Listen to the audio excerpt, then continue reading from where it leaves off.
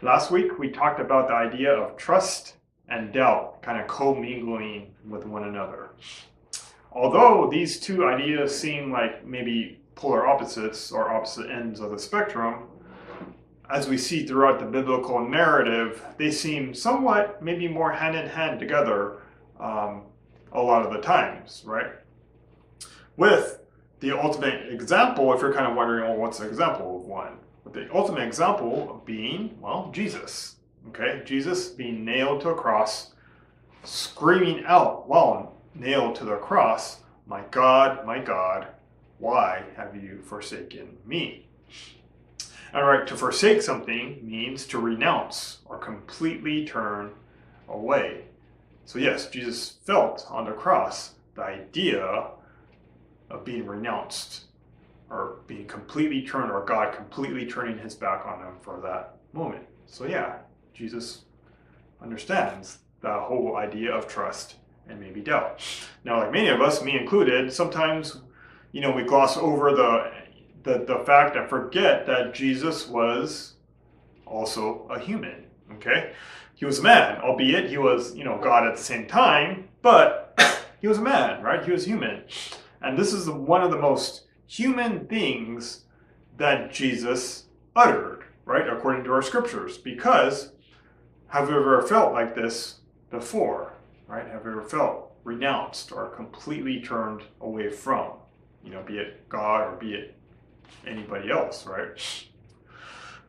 Last week we looked at Psalm 102, and the psalm began with the psalmist crying out to God, asking, where in the world are you, God? I could use you right now, kind of thing. That my days are passing away like smoke, and my bones burn like a furnace, right? We are unsure of what the psalmist was talking about, but we do know that he was going through some kind of pain, agony, and affliction. But yet, after all that, being said and kind of laid out and being very vulnerable and honest, at the end of the psalm, well, it kind of turns around a little bit. The tone changes, where the psalmist acknowledges that you, God, laid the foundations of the earth. And although your creation changes, like the seasons before us, and will soon wither away, yet you stay the same.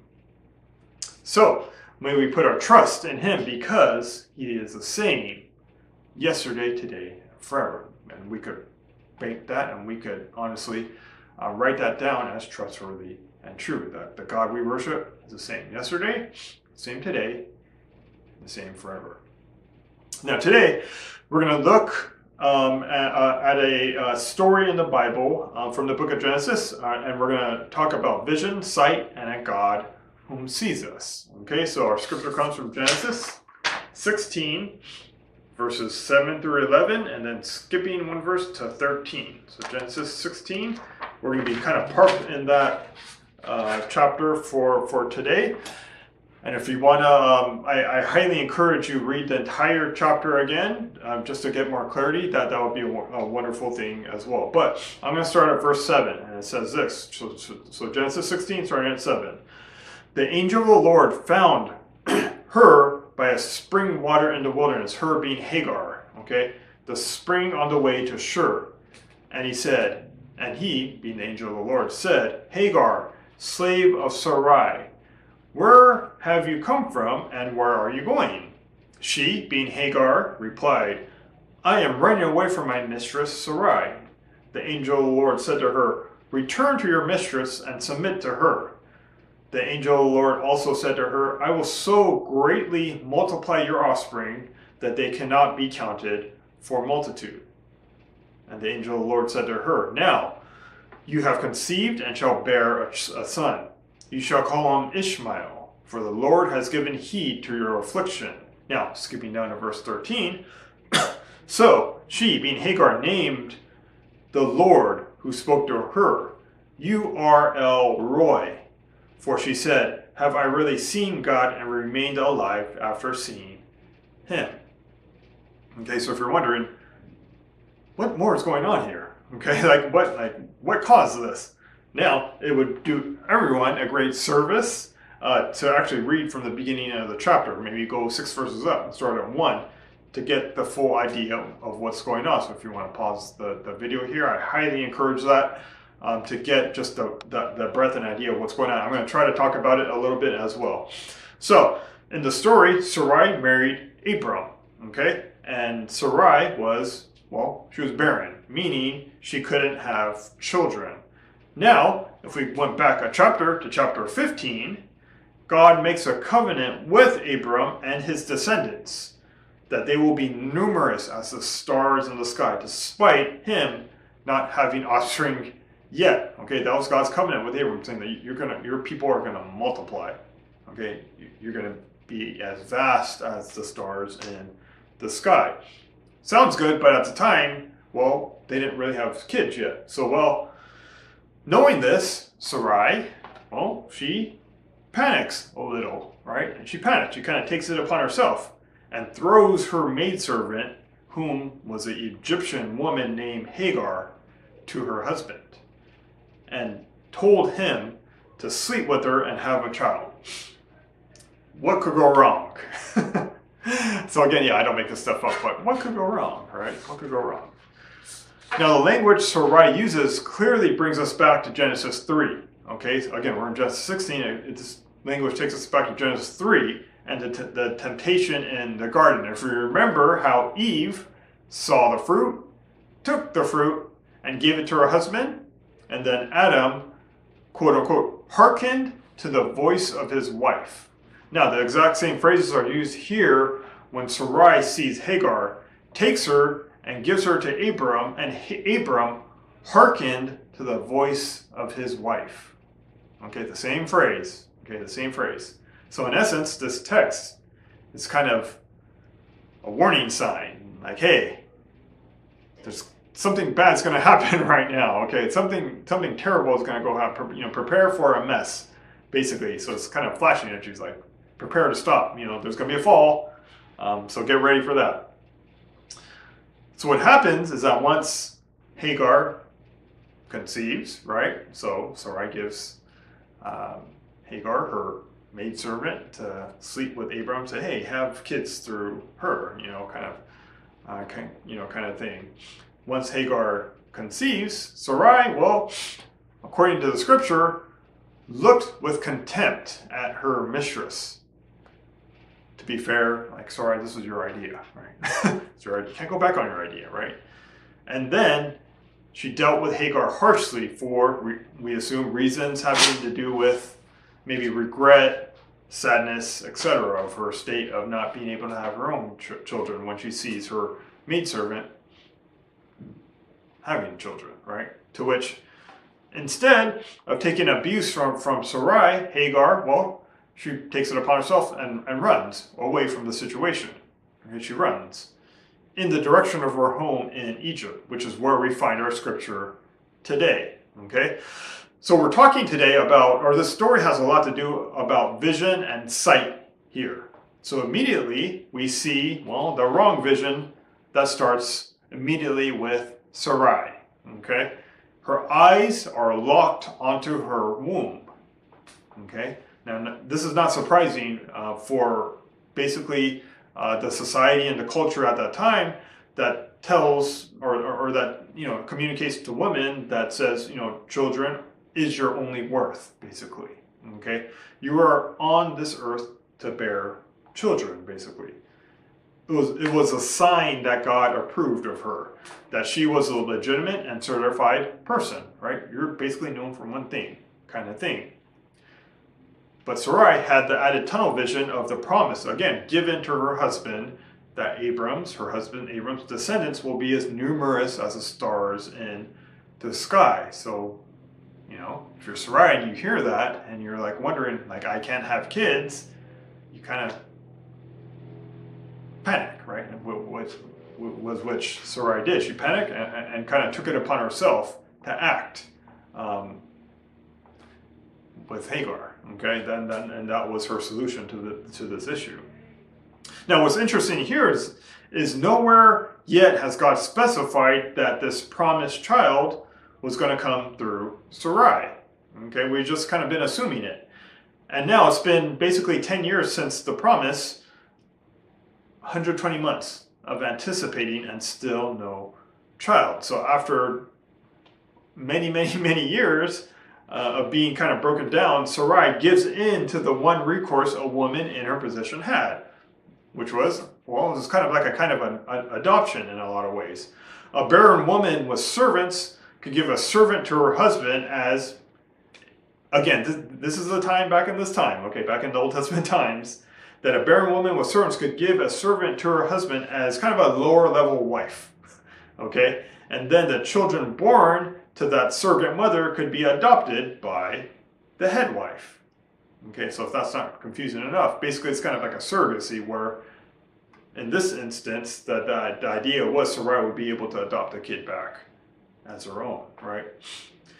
This was a socially acceptable practice at this time. Biblical woman that later we learn about in Scripture. Leah, Rachel adopted sons in this way also. So again, this way was very acceptable. It was actually an acceptable practice of the time. So Sarai says, well, and looks at Hagar and says, "Behold, look here, my slave girl. Perhaps I may be quite literally built up through her. All right, I can have my redemption through her." But once this Egyptian maidservant, Hagar, becomes pregnant, well, something happens, right? She lifts her eyes, and as the Hebrew puts it, Sarai became of light worth in Hagar's eyes. Hagar knows she has everything her culture has ever said certifies a woman. Okay? She has everything Sarai's ever wanted. And as far as anyone knows, Hagar is carrying this promised child, okay, or this promised baby. Now it's striking here, okay, it's really striking that here you have such different women on totally different sides of the spectrum, where Sarai, she's older, she's rich, free, barren, and well, she holds the covenant, right, of God, right, as her people. Whereas Hagar, well, she's young, poor, fertile, in bondage, and the outsider, okay? So we see these two women in vastly different positions in life, but they are kind of put together because of this situation. So different, but their eyes are exactly the same. They both find their worth in their womb, right? In their stomach, in their ability to bear children. Okay, so Hagar had it. She had it. Sarai had her eyes on the same place, and what follows isn't really pretty. Sarai, she flips out. She gets upset. And Abram, well, for lack of better terms, he chickens out, literally saying, "See, you're a slave girl, not, my second wife, or not my lower level wife. See, your slave girl is in your hands. Do to her as your eyes see fit." So basically she hangs out, or basically Abram just hangs Hagar out to dry, basically because Sarai's upset, her wife's upset about that she got pregnant, or she got pregnant so quickly where she couldn't, right? Now, we aren't told the details, but we know Sarai's sin of commission was so harsh, and Abram's sin of omission so cruel, that it forces this young, pregnant, not free woman to flee into the desert because she's afraid for her life, basically, right? So Hagar flees hundreds of miles away from Abram's camp, right, to the parched backyard of Egypt in the region of Shur, which is on the way to her hometown, basically. She's being from Egypt. Now, few places on the planet are as forbidding for humans as this place. Okay, it's what you would think of it. It's a vast desert with a lot of nothing and really hot. An unending row of yellow sand and gravel, no water. Shur, actually, the word, or the place Shur, it actually means the wall. Okay, meaning that no one passes. Surely not a pregnant woman alone, forsaken by her husband, with no one to look after her, no one seeing her, no one to hear her cry. Isolated, by herself in this God forbidden place, right? Not that a pregnant woman should not be. Now, again, this is where we pick up our scripture here today. But someone, being the angel of the Lord, does see her, gives her water, and also more than water. He calls her, strikingly, by name. Okay, by name. This angel of the Lord calls her by name and promises her a son. Now, debatably, many scholars and commentators say that this is the only instance in all of ancient Near Eastern literature, like it all, where a deity addresses a woman by name. Isn't that amazing? I find that fascinating in a lot of ways. And also, looking through the Old Testament, sure enough, not Eve, not Deborah, not Sarai or Sarah, just Hagar hears her name in a personal address. Now, these other women were called by God, but not by name. Okay, Hagar hears her name in a personal address. Isn't that interesting? I find that fascinating. So not only does the Lord speak her name, he wants her to engage in conversation. Where have you come from? Where are you going? The Lord promises her son much of the same blessing giving to Abram, right? Also the same kind of one-on-one attention that Abram got. Abram, also known as Abraham, was known as one of the patriarchs of the faith, right? One of the forefathers of the faith. Both offspring will be so great they can't be counted. And just as Abram's offspring is promised suffering, so Hagar's offspring will suffer too. And we wonder, right? And this question comes up, right? Could the God whom just made his covenant to form one special nation, that was Israel, also care about this representative? A woman on top of that, a slave woman on top of that, from a different country, from a different nation, from a different people. Egypt, right? I find that mind-blowing, especially for this time, that this God cares about everyone. Everyone. Hagar's response, again, shows it too. She shows it. That she's stunned. Okay? Stunned that God noticed her. What floors Hagar is not necessarily the promised son, nor the blessing, or even the suffering, right? She's floored that God sees her, and he sees it all. Okay? Every blind eye Abram turned, every injustice Hagar suffered, the God of the universe and the God of Abram saw it all. Looked at her and said, I see you. I see you. That God cares for those who are outside his people, and he hears their cry and sees their tears. Okay? My friends, this is the God that we worship today. It's the same God. Now, the gods Hagar grew up with, the gods of Egypt, they wouldn't really notice a slave girl, right? In order to get Egyptian gods to notice you, you had to be kind of high up on the priestly ladder. You had to kind of coax and feed and flatter and forfeit to get the gods to notice you in Egypt. So Hagar reacts in a way utterly unique in Scripture.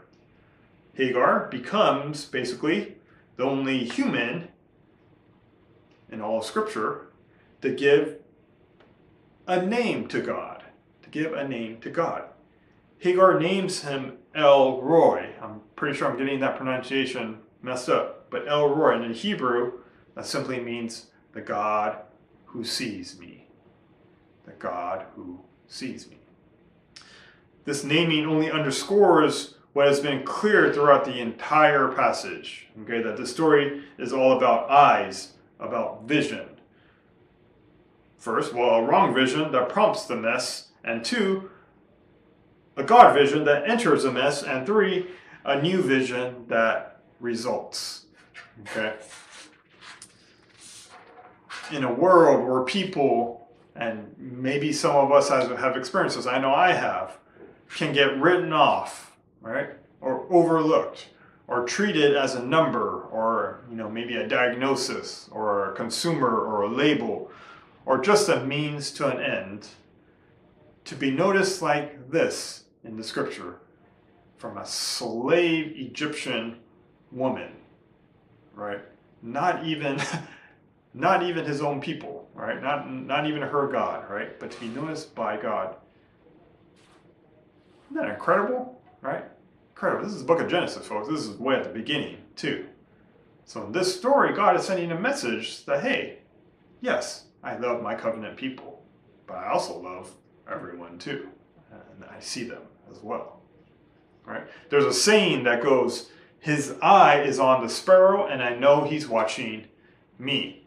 Jesus, later, in the New Testament, advises that since God cares for each little sparrow or each little bird, and you are more worth than many sparrows, there is every reason to take heart and trust in the Lord.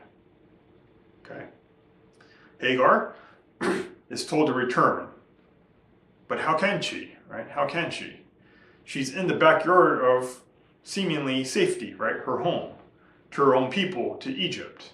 The text suggests that the only reason she can is because in this new vision of God seeing her, Hagar's own eyes have been changed, right? That's the only reason why she would go back. She's not just a womb anymore, right? She's not just a womb anymore, right? Because when the God of all creation sees you and calls you out, things change, right? You're more than just a womb, right? She is the woman who has been noticed by God, heard by God, found by God, protected by God, given drink by God, her son named by God, and both she and her son are given great promises. Okay, as she keeps her eyes on this El Roi, right, the God who sees me, and his grace, well, everything changes. That's our prayer, is that we would see God in a way where he's not up there trying to look down and judge and be mean and with the iron fist and all that stuff. There's a place for that with him. But to know that he sees each and every one of us as we are and is pleased with us. Okay? He sees us. He sees what we go through. He sees what's in the pit of our stomachs, what keeps us going, what makes us afraid. Okay? He knows. He sees. Right? And therefore, I pray that we would know that, because just like with Hagar, right? Her life changed, right? Everything changed. So I pray that we would get an experience with God in a way that he does see us. And I pray that by him seeing us, everything would change in our lives for the better. So, as we close, I pray that the Lord would give us everything we need and that we would meet God this week and know that the Lord that put this universe into motion, everything working as it is, sees you, sees me. And that, my friends, is wonderful, wonderful news, and it should change everything. So I pray that we would meet that God, that to know that he sees us, and that we will be able to meet with him in a way where we could experience his love, grace, mercy, and may we have joy that can move us forward in this life, no matter what circumstance we find ourselves in. So I pray that we would be blessed and that we would have a wonderful week ahead.